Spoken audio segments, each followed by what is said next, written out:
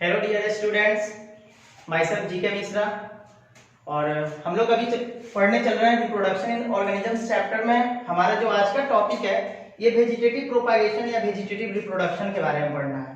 पहले से भी हम लोग पहले का टॉपिक हम लोग लाइफ स्पैन के बारे में बातें कर चुके हैं। फिर से आपका यूनिसेलुलर मल्टीसेलुलर के बारे में बातें कर चुके हैं और रिप्रोडक्शन और उनके टाइप्स के बारे में बातें कर चुके हैं, सेक्सुअल रिप्रोडक्शन और असेक्सुअल रिप्रोडक्शन के बारे में। तो चलिए अब हम देखते हैं वेजिटेटिव रिप्रोडक्शन या फिर वेजिटेटिव प्रोपागेशन के बारे में। देखिए, वेजिटेटिव रिप्रोडक्शन और वेजिटेटिव प्रोपागेशन दोनों अलग नहीं होता है, सेम ही नेम है इसका। प्रोपागेशन को ही हम लोग यहाँ रिप्रोडक्शन बोलते हैं। बस आपको एक चीज याद रखना है, अगर आपको असेक्सुअल रिप्रोडक्शन की टोटल मेथड समझ में आ गया होगा, असेक्सुअल रिप्रोडक्शन का डिफिनेशन समझ में आ गया होगा, तो फिर ये आपके लिए बिल्कुल आसान है। पहले हम ये समझ लेते हैं, असेक्सुअल रिप्रोडक्शन के बारे में समझ लेते हैं, ताकि जब आपको अगर असेक्सुअल रिप्रोडक्शन का डिफिनेशन और उसका मेथड ये पता होगा तो फिर आपके लिए वेजिटेटिव रिप्रोडक्शन बहुत ही इजी है। एक छोटी सी बात आपको बोले, ये जो वेजिटेटिव रिप्रोडक्शन हम लोग नाम ले रहे हैं ना, असेक्सुअल रिप्रोडक्शन आप जानते हैं मींस अलैंगिक जनन। तो अलैंगिक जनन का अगर हम प्लांट के टर्म में बात करें, असेक्सुअल रिप्रोडक्शन का अगर प्लांट के टर्म में बात करें तो वही होता है वेजिटेटिव रिप्रोडक्शन। तो अब हम इसका डिफिनेशन देख लेते हैं। देखिए, in plants asexual reproduction is also called vegetative reproduction और propagation। देखिए, प्लांट्स में जो asexual reproduction होते हैं उन्हीं को हम वेजिटेटिव रिप्रोडक्शन या फिर वेजिटेटिव प्रोपागेशन बोलते हैं। इसका हिंदी में अगर बात करें तो कायिक जनन या कायिक प्रवर्धन होता है। ठीक है, तो अब चलिए यहाँ देखते हैं अगला पॉइंट जो हमारा है, in plants vegetative reproduction is occurred bye vegetative part of plants. ये प्लांट्स के किसी वेजिटेटिव पार्ट के द्वारा होते हैं। देखिएगा, ये जो वेजिटेटिव पार्ट होते हैं, अब सबसे पहले देखिए प्लांट में, जैसे प्लांट में जो असेक्सुअल रिप्रोडक्शन होते हैं उसको हम वेजिटेटिव प्रोपागेशन कहते हैं, और जो वेजिटेटिव प्रोपागेशन होते हैं वो प्लांट के किसी वेजिटेटिव पार्ट के द्वारा होते हैं। और ये वेजिटेटिव पार्ट कौन कौन होंगे, तो देखिए वेजिटेटिव पार्ट वो होते हैं जिनके द्वारा प्लांट न्यू प्लांट एराइज होते हैं। तो देखिए वेजिटेटिव पार्ट कौन कौन होंगे बच्चों, ये लीफ होता है, स्टीम होता है और रूट होता है। तीन होते हैं। लीफ का मतलब क्या होता है, पत्ती, पत्तियां, और फिर स्टीम का मतलब तना होता है और रूट का मतलब जड़ होता है। ठीक है, तो वेजिटेटिव पार्ट मतलब कायिक, जो पौधे का जो कायिक भाग होता है वो कौन कौन सा कायिक भाग होता है, तो लीफ, स्टीम और रूट। तो देखिए अब इसके बाद हम लोग अगला नेक्स्ट बातें करते हैं वेजिटेटिव रिप्रोडक्शन के टाइप के बारे में बातें करेंगे। कौन कौन सा टाइप होता है, जैसे कि वेजिटेटिव रिप्रोडक्शन का टाइप दो तरह का होता है, एक नेचुरल वेजिटेटिव रिप्रोडक्शन और दूसरा होता है आर्टिफिशियल वेजिटेटिव रिप्रोडक्शन। तो चलिए अब हम ऐसे पहले टाइप के बारे में देख लेते हैं, फिर टाइप करके एक एक उसके टाइप के बारे में समझेंगे। तो चलिए अब हमें टाइप्स ऑफ वेजिटेटिव रिप्रोडक्शन मतलब वेजिटेटिव रिप्रोडक्शन का प्रकार पढ़ना है। कायिक जनन के प्रकार के बारे में हम देखते हैं। अब कौन कौन सा है देखेंगे। पहला है नेचुरल वेजिटेटिव रिप्रोडक्शन। इसका हिंदी क्या होगा, नेचुरल का मतलब होता है प्राकृतिक, वेजिटेटिव रिप्रोडक्शन कायिक जनन मतलब प्राकृतिक कायिक जनन, और एक दूसरा होता है आर्टिफिशियल वेजिटेटिव रिप्रोडक्शन। इसका हिंदी लिख लीजिएगा, क्या होता है इसका हिंदी, कृत्रिम कायिक जनन। तो चलिए अब हम समझते हैं पहले नेचुरल वेजिटेटिव रिप्रोडक्शन के बारे में। देखिए आपको तो ये समझ में आ रहा होगा, पहले वेजिटेटिव रिप्रोडक्शन के बारे में अगर इतना आपको पता है तो फिर ये पूरा आप बता सकते हैं खुद से। कैसे बताएंगे, वेजिटेटिव रिप्रोडक्शन का मतलब होता है, वेजिटेटिव रिप्रोडक्शन मींस हुआ कि किसी प्लांट के वेजिटेटिव पार्ट के द्वारा न्यू प्लांट एराइज होना। ठीक है, तो ये कहलाता है वेजिटेटिव रिप्रोडक्शन। और दूसरा भी हम टर्म आपको बताए हुए थे कि सेम ये चीज असेक्सुअल रिप्रोडक्शन का ही एक टाइप है, लेकिन ये अगर प्लांट्स में असेक्सुअल रिप्रोडक्शन होता है तो उसे क्या कहेंगे, कायिक जनन कहेंगे, मतलब वेजिटेटिव रिप्रोडक्शन कहेंगे। तो अब देखिए, अगर ये वेजिटेटिव रिप्रोडक्शन नेचुरली हो रहा है, प्राकृतिक रूप से हो रहा है, तब उसे हम बोलते हैं नेचुरल वेजिटेटिव रिप्रोडक्शन। और अगर ये वेजिटेटिव रिप्रोडक्शन किसी ह्यूमन के हेल्प से हो रहा है या तो इसे हम क्या कहते हैं, आर्टिफिशियल वेजिटेटिव रिप्रोडक्शन कहेंगे या फिर कृत्रिम कायिक जनन बोलेंगे। आइए पहले का डिफिनेशन देखते हैं, आर्टिफिशियल नेचुरल वेजिटेटिव रिप्रोडक्शन का डिफिनेशन देखते हैं। ये बोल रहा है, in natural vegetative reproduction new plants are arises itself from vegetative part of that plants। मतलब किसी भी प्लांट के वेजिटेटिव पार्ट के द्वारा, और हम बता चुके हैं आपको वेजिटेटिव पार्ट कौन कौन सा होता है प्लांट में, कौन कौन सा बताया है। सबसे पहले हम लीफ के बारे में बताए हुए हैं कि लीफ के द्वारा भी न्यू प्लांट्स एराइज होते हैं। मतलब ये जितने भी हम वेजिटेटिव पार्ट आपको बताए हैं, चाहे वो लीफ बताए हो, स्टीम बताए हो, रूट बताए हो, जड़, तना और पत्ती, ये तीनों वेजिटेटिव पार्ट होते हैं प्लांट्स के, जिनके द्वारा न्यू प्लांट्स एराइज होते हैं। तो अब चलिए अब यहाँ देखते हैं नेचुरल वेजिटेटिव रिप्रोडक्शन जो होता है, इसमें होता यह है कि ये खुद से, इट सेल्फ का मतलब होगा अपने आप खुद से, अगर किसी प्लांट के वेजिटेटिव पार्ट के द्वारा न्यू प्लांट्स एराइज हो जाए तब उसे हम नेचुरल वेजिटेटिव रिप्रोडक्शन कहेंगे। उसमें हमारी कोई मदद नहीं है, और नेचुरली हो रहा है। सपोज जैसे कि आप किसी फ्रूट को खाते हैं, जैसे कि मैंगो खाए, आम खाते हैं आप लोग, और आम का भी मौसम भी चलने वाला है। तो अब जैसे आम में आप करते क्या है, पूरे आम को खा लेने के बाद जो उसके अंदर का बीज होता है, सीड होता है, उस सीड को आप क्या करते हैं, वैसे मिट्टी, किसी मिट्टी में फेंक देते हैं, और वहां जाने के बाद उसे फिर मिट्टी पे क्या मिलता है, वहां से उसे नमी मिलता है, और उस नमी के द्वारा वहां वाटर उसे मिलता है, जिसके द्वारा न्यू प्लांट्स एराइज हो जाते हैं। तो उसमें हमारी कोई रूल नहीं होती है, वो नेचुरली हो रहा है। मीन्स उसी को हम बोलेंगे क्या, नेचुरल वेजिटेटिव रिप्रोडक्शन, मतलब प्राकृतिक कायिक जनन या फिर प्राकृतिक कायिक प्रवर्धन। चलिए अब हमें दूसरा देखना है आर्टिफिशियल वेजिटेटिव रिप्रोडक्शन के बारे में। और देखिए इसमें सबसे पहले ये समझेंगे, एक तो नेचुरली अगर खुद से हो रहा है तो नेचुरल हुआ, और अगर ह्यूमन के द्वारा होगा तब उसे बोलेंगे आर्टिफिशियल वेजिटेटिव रिप्रोडक्शन, मतलब कृत्रिम कायिक जनन। देखिए in artificial vegetative reproduction new plants are arises by the help of human. देखिए कहने का मतलब यह है, आर्टिफिशियल वेजिटेटिव रिप्रोडक्शन में जो न्यू प्लांट्स होते हैं वो एराइज होते हैं किसके हेल्प से, ह्यूमन के हेल्प से। ठीक है, तो अब हमें जो अगला जो हमें देखना है, नेचुरल वेजिटेटिव रिप्रोडक्शन के कुछ यूनिट होते हैं।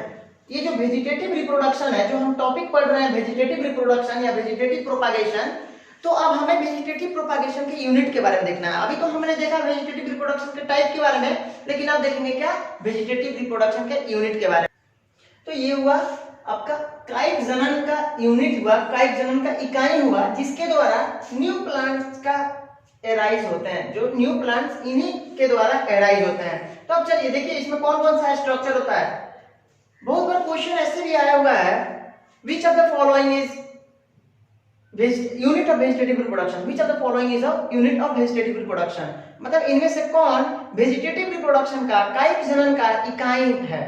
ये भी क्वेश्चन पूछा हुआ, ऑब्जेक्टिव में ऐसा क्वेश्चन आता है। तो चलिए अब यहाँ पे हम देखेंगे सबसे पहले कि रनर होता है, इसमें सकर होता है, अगला क्या है, राइजोम होता है, फिर ट्यूबर हुआ, ऑफसेट होता है, बल्ब होता है, ट्यूबर को हम लोग आई भी बोलते हैं। तो देखिए ये सभी जो हम यहाँ आपको बताए हुए हैं, 6 तो बताए हुए हैं हम क्या, यूनिट ऑफ वेजिटेटिव रिप्रोडक्शन के बारे में, और इन्हीं सभी के द्वारा प्लांट्स में न्यू प्लांट के अंदर न्यू प्लांट एराइज होते हैं। तो अलग अलग प्लांट में अलग अलग इनके द्वारा ये जो मेथड है, अभी हम लोग आगे देखेंगे, मेथड कुछ देखेंगे कौन कौन से मेथड के द्वारा वेजिटेटिव रिप्रोडक्शन होते हैं। तो वहां पे हम लोग को ये सारे क्लियर हो जाएंगे कि ये जो यूनिट है वेजिटेटिव रिप्रोडक्शन के, उन्हीं यूनिट के द्वारा ये वेजिटेटिव रिप्रोडक्शन होते हैं। तो देखिए this structure is called vegetative reproduction, ये सभी स्ट्रक्चर क्या है, वेजिटेटिव रिप्रोडक्शन के स्ट्रक्चर है, वेजिटेटिव रिप्रोडक्शन की संरचना है, और ये it is capable of giving rise to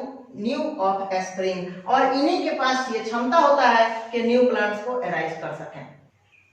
तो चलिए अब हम एक बहुत ही इंपॉर्टेंट टॉपिक वाटर हाइसिंथ के बारे में बात करते हैं। बहुत ही ज्यादा इससे क्वेश्चन पूछा गया है और हर बार क्वेश्चन इससे आता है। इसका एक बहुत ही पॉपुलर नाम है जिसको हम लोग बोलते हैं, इसका बोटेनिकल नेम है, इसे इकॉर्निया करके आता है। क्वेश्चन में पूछा जाता है वेजिटेटिव रिप्रोडक्शन जो होता है इकॉर्निया में किसके द्वारा होता है, ये करके क्वेश्चन आता है। तो देखिए ऐसा ये इकॉर्निया क्रेसिप्स जो होता है, इसका बोटेनिकल नेम होता है वाटर हाइसिंथ का, याद रखिएगा। इसीलिए वाटर हाइसिंथ को, वाटर हाइसिंथ का हिंदी क्या होता है, जलकुंभी, आप सब देखे होंगे इसे। तो ये अक्सर इसका जो क्वेश्चन पूछा जाता है ये इकॉर्निया नाम से पूछ दिया जाता है, ऑफसेट बहुत कम ही कहीं देखने को मिलता है, ठीक है। तो इसलिए आप कंफ्यूज नहीं होंगे।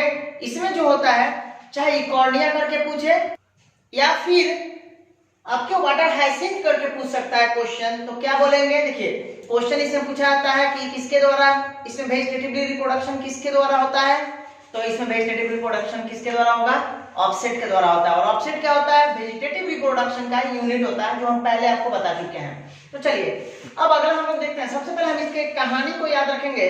पहले आप इसके कहानी पे ध्यान दीजिएगा, अगर ये कहानी आपको समझ में आ गई तो फिर समझिए कि आपको ये टोटल चीजें आप इसके बारे में खुद से लिख लीजिएगा।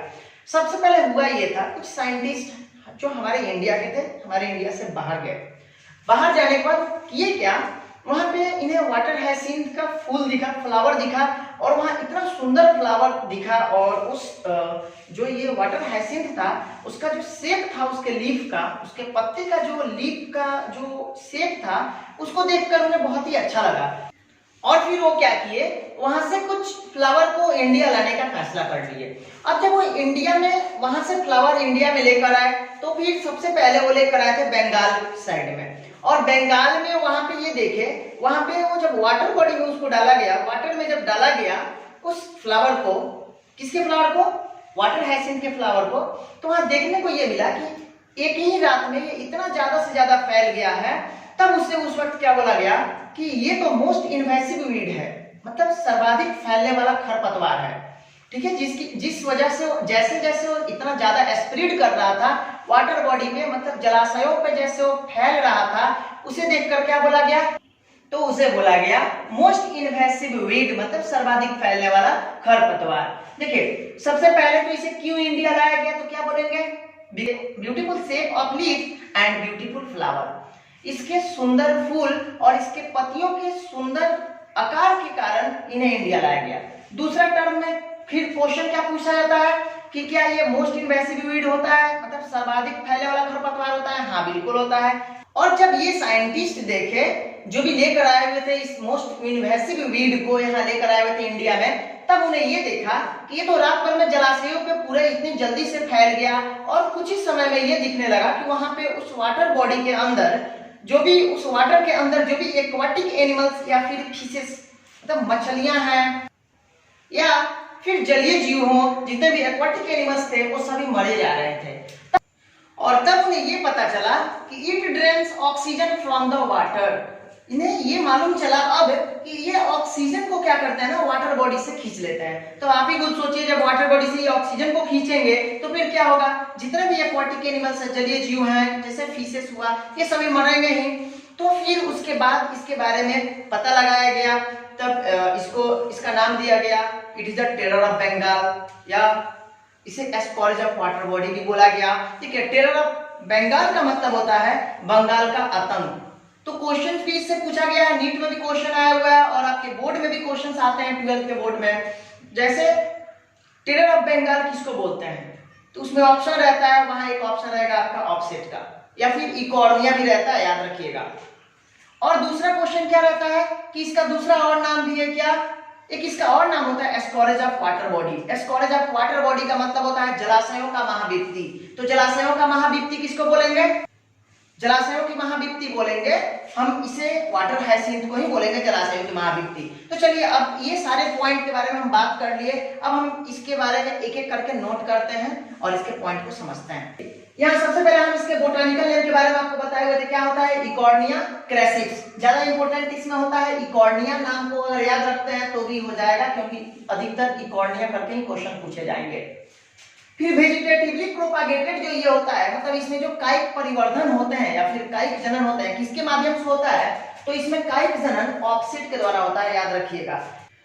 अब अगला पॉइंट देखते हैं, it is also called terror of Bengal और एस्कॉरेज ऑफ वाटर बॉडी। इसके कहने का मतलब यह है, इसका हम अभी बताए हैं आपको, इसे टेरर ऑफ बंगाल भी बोलते हैं, मतलब क्या, बंगाल का ये आतंक भी है। टेरर का मतलब होता है आतंक, इसे बंगाल का आतंक, या फिर एस्कॉरेज ऑफ वाटर बॉडी का मतलब होता है जलाशयों की, वाटर बॉडी का मतलब क्या होगा, जलाशय, और एस्कॉरेज मींस महाविपत्ति, जलाशयों की महाविपत्ति भी इसे कहते हैं। अगला पॉइंट देखिए, it grow in standing water. Question पूछा भी गया है कि इकॉर्निया जो होता है या फिर वाटर हाइसिंथ जो होता है, ये कहाँ स्टैंड करता है, कहाँ स्टैंडिंग होता है, कहाँ होता है, तो ये स्टैंडिंग करता है आपके कहाँ, it grow in standing water. ये कहाँ होता है, ये कहाँ ग्रो करता है, तो स्टैंडिंग वाटर पे ग्रो करता है।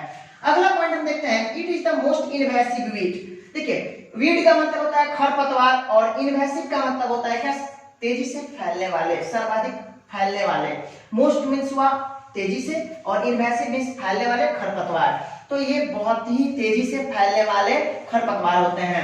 अगला पॉइंट देखते हैं, it drains oxygen from the water which lead to death of fishes और aquatic animals। ये क्या करते हैं, ऑक्सीजन को खींच लेते हैं। ड्रेन्स का मतलब होता है खींचना, ऑक्सीजन को खींच लेते हैं। कहां से, वाटर से खींच लेते हैं, और इसके कारण क्या होता है, डेथ हो जाता है उस मछलियों का या फिर एक्वाटिक एनिमल्स, वैसे एक्वाटिक एनिमल्स का जो उस वाटर में है जहां ये वाटर हैसिन है।